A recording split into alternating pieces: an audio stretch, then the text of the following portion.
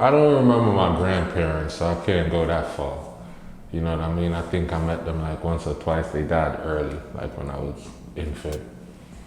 But yeah, I born in a house, man. My mother, she was school teacher, and then rose up the ranks to being.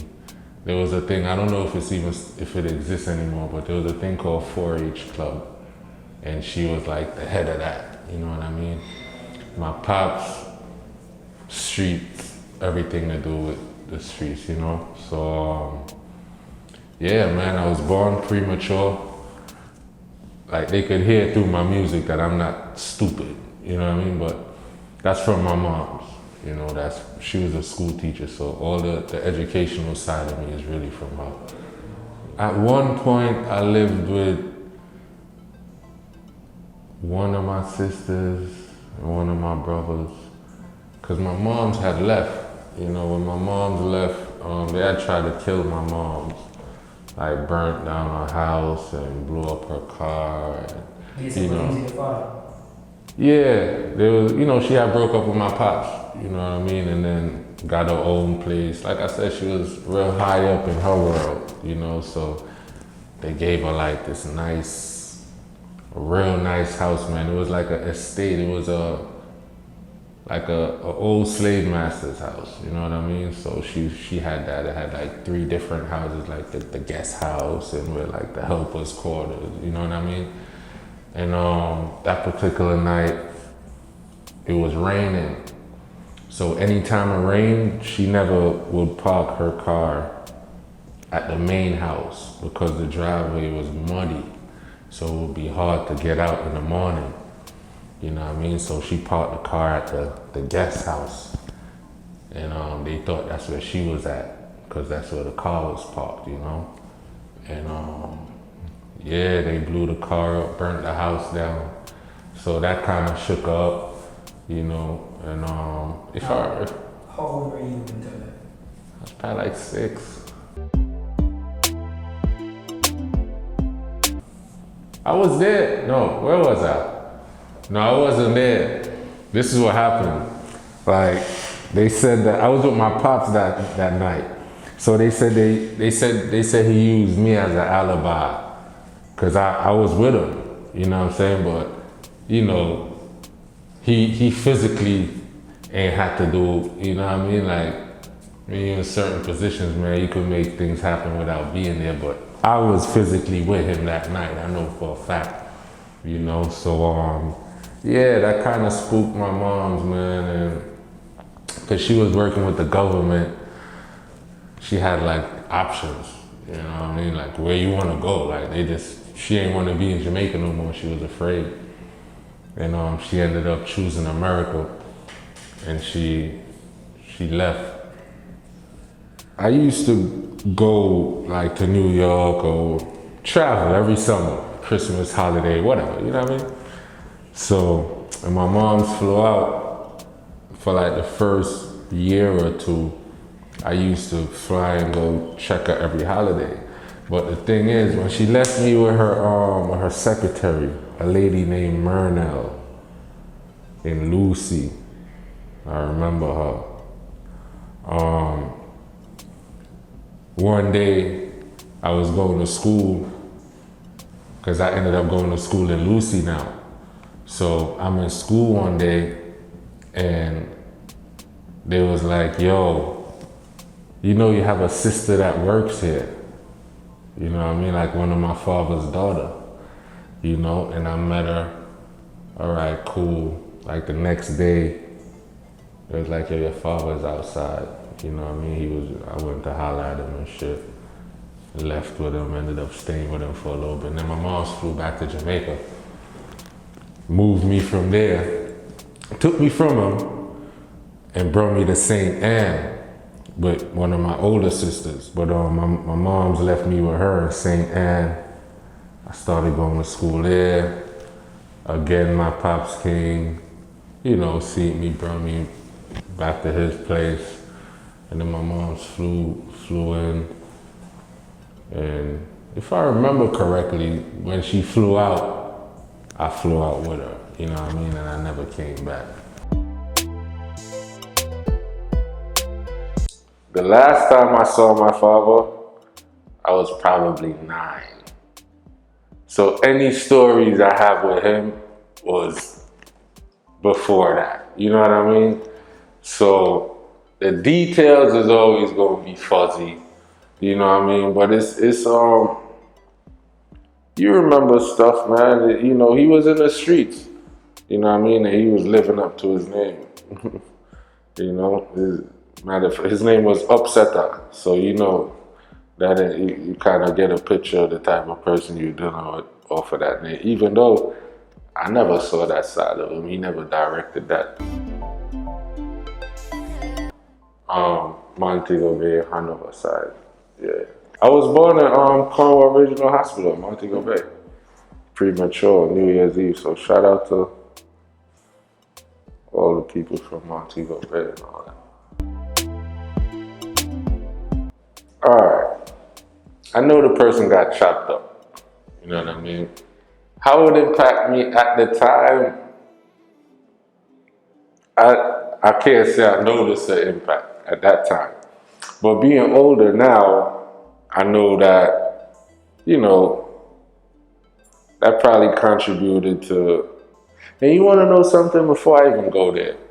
I was having a discussion with somebody with how we grow here as kids in Jamaica, especially like on the countryside, you know? Town or uptown is a little different. Because let's say in Hanover, a little boy, the average little boy, probably will kill a pig with a machete with his parents or a brother or whatever before he's 10. Now, that kind of normalizes certain things to you. I remember catching chicken, popping the head off, watching him running around, blood squirting out his neck. As a kid, like, you know what I mean? Everything I'm telling you about is before I was probably 10, 11 when I permanently left Jamaica. So, kill goats, help kill pigs, kill chickens, see somebody kill somebody, you might see a dead body. It's not really that far-fetched to actually kill a person if you feel the need be rightfully or wrongfully so, because you've been killing shit your whole life. You know what I'm saying? Like, so you've been dealing with blood and, you know, from a chicken to a baby goat to a pig to a cow to a fucking person. You know what I mean? And that's just the natural progression. So I won't even say it's the act of seeing that happen, because that's not the only time I've seen that happen, you know, but I've always had a consciousness that death is real and that there are going to be times in life when it's going to be kill or be killed. I've known that from as far back as I can remember. You know what I mean? That's been something I've accepted from as far as I can remember. Alright, music connected with me early teens.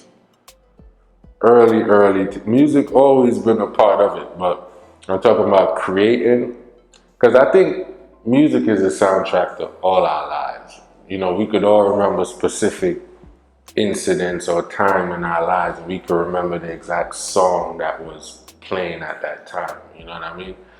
So music is a part of all of us, man. But as far as, all right, I started listening to music different when I began understanding it. Because at the time, you're just enjoying the music. But then when you start being able to really decipher what the message within the music from that particular song, you start appreciating it different. And that started happening for me like early teens. Yeah, early teens. First hip hop artist that caught my attention was ODB, Old Dirty Bastard. Yeah, because the first place I lived when I moved to, when my mom brought me to America was New York. I was in Brooklyn in Crown Heights. And ODB was like everywhere. You couldn't escape him. But he caught my attention, everything about him. You know what I mean? And I was like, But the very first rap song I ever listened to was, I don't remember the song, but I remember it's a song by the Locks. And the reason why I listened to it is because I was fresh from Jamaica and on TV was all rap. And I saw the Locks and I thought it was dreadlocks. I thought it was short for dreadlocks. So I was like, oh shit, they got some Jamaican shit on here, you know what I mean? And it ended up being them. You know, and it's crazy how like years down the line, I ended up actually being in their studio and being familiar with them, and you know what I mean? So like it's crazy how life worked. But yeah, the Locks. High school for me, by the time I got to high school, I was fully Americanized. You know what I mean? I was fully Americanized and I already knew that I wasn't straight, so I had to maneuver a little different. You know what I mean? I had to really chameleon, like blend in for real by the time I got to high school. Memory for me, a memorable moment for me in high school was, I went to a few high schools, but the very first high school I went to was a high school called Aviation High School, Queens, New York. That was the fixed planes. And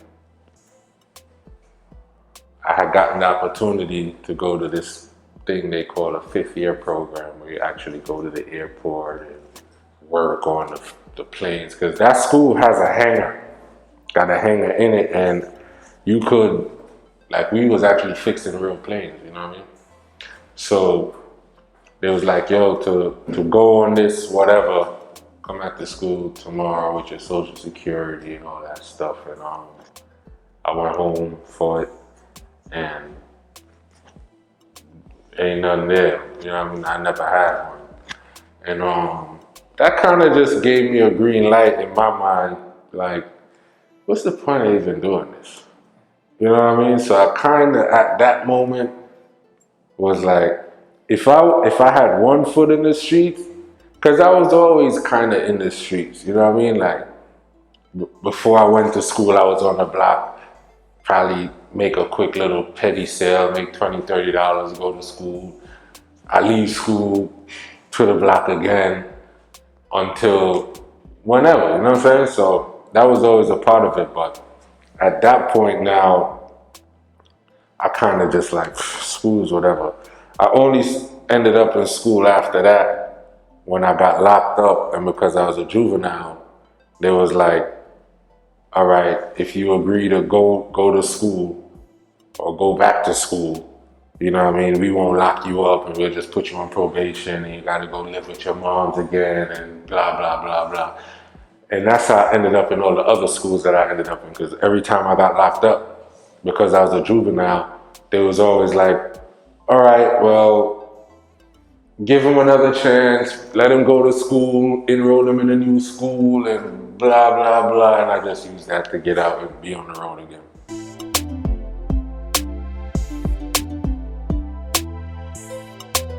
She tried a few times, but she was misguided, you know. All right, and that, a lot of people don't know, there's a lot of hustle within that in America.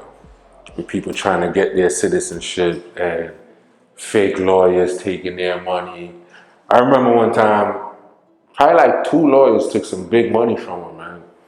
And then now, what I didn't realize, but I know now, she was also traumatized from what happened to her hair, what caused her to leave Jamaica.